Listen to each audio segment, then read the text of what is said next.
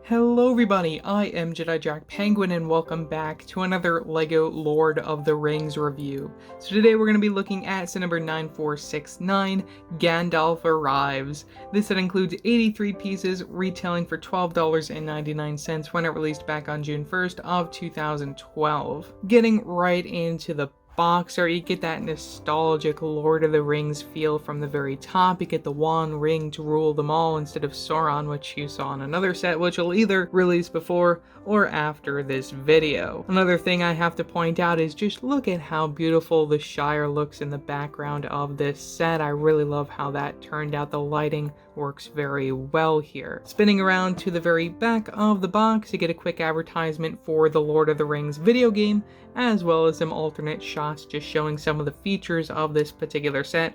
Push tab off to the side as it was a cheap one back in the day. Included in the box, you get some unnumbered bags, no sticker sheet, though your instruction manual mimics the front of the box.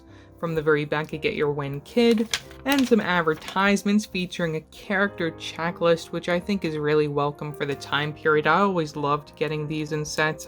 Just wish that they would do these more in the future. And we also get a quick advertisement for one of the bigger sets in this wave, the Mines of Moria, I think this is, with that giant troll figure. I think that's really neat. Get your piece count for one page, leading right along to the final overall model for this set. One figure who was pretty easy to get from this theme back in the day is none other than Gandalf the Grey. Now this version also came in 3 other sets and is not exclusive, though I do really like getting him in this particular appearance, as I think this is one of the better Gandalfs that we've ever gotten, though we'll have to see what happens when it comes to the new version that's coming in Rivendell, which actually has a reused facial expression. I don't know why they didn't just bring this one back, because I believe this was in print till at least 2015. Torso print appeared on a number of other versions, new color for both the cape as well as the hat, beard mold was brand new for 2012 as well, and the facial expression was brand new and is the one-sided facial expression, unlike the double-sided face which you'll see on some other versions of Gandalf. This is so then you don't see the other face from the bottom of the hat there. You can also flip up the cape. To take a better look at the back printing on this figure, we'll remove that beard real quickly so we can take a better look at that face and the torso print. There you go, with a nice happy face from the front, and you can also see the printing from the back continued to the front.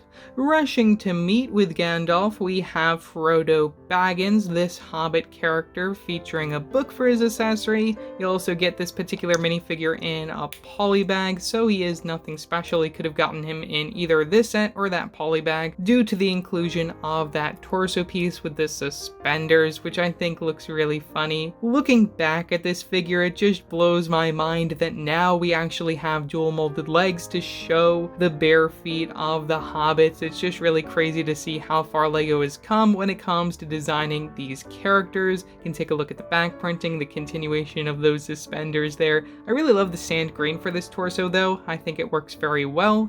You even get a double-sided facial expression, which isn't too common, where you get the smirk from the very front, and you can spin it right around to see a worried face from the back, no possessed face as you'll see on other versions, and the hairpiece was a brand new mold for the time period, which you'll also see used on a number of other hobbits, just recolored. I do have to point out when it comes to the flesh tone, printing a lighter color on a darker surface is just something that LEGO did not succeed with back in the day, and just that color does not really work very well for the flesh tone. It's as if he got a sunburn underneath his shirt. That's really my only complaint with this figure. Otherwise, love the facial expression, and the torso works very well.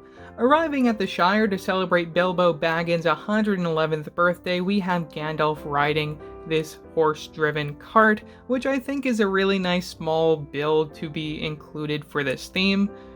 Removing our figures so we can take a closer look at those builds. Starting with the horse design, we have one that was introduced back in 2010. You get that area in the middle that you can actually remove if you want to place someone on your horse. Very nice and easily can just toss Frodo Baggins on the horse, though of course this horse is meant to carry the carriage. You get some pieces to fill out the back area, and some studs in order to attach him to the rest of the build. As far as posability goes, you get some in the neck area. You can bring that up and down, and you also get some for the legs from the very back. You can move that back and forth so you can have him standing on the two back feet.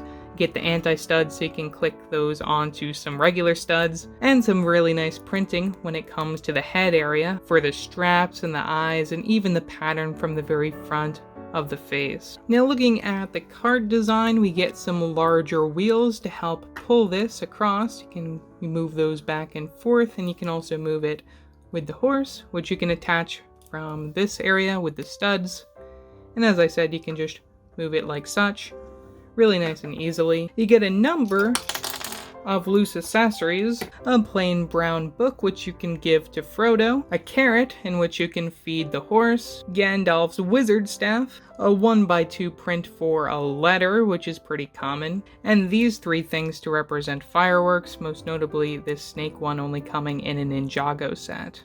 Removing all the accessories, it makes it really easy to maneuver around the build. Don't have to worry about anything falling out, but we get this barrel to put all the fireworks in, this backpack to put the letter in, and everything else just fits in between. You can see that we do have some minor gaps down there, but nothing's gonna fall out, which is really good. As far as the build goes for this holding area, I really like how it turned out, using the clip piece connections, and you even get some extra details from the very back for, I guess, like the hay coming out of the back of it, which is really nice. You get this jumper plate in order to sit Gandalf right there.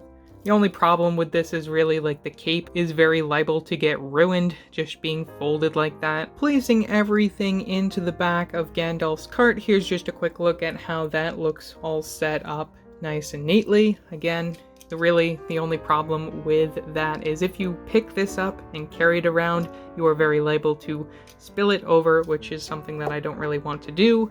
Another thing that I have to point out when it comes to the design of this is that I do wish that it was a little bit bigger so then you can have Frodo sit right next to Gandalf, though of course you can't bend the short legs. It would have been nice to see at least a way in which you can include him somehow within this scenario. So overall, for $13, again, a really great set for the minifigures. The build is nothing really too special, but it's really great for setting the scene and telling the story of these characters meeting for the very first time, I think, or at least for the first time that we see it within the film. Really love getting that horse piece in a cheap $13 set.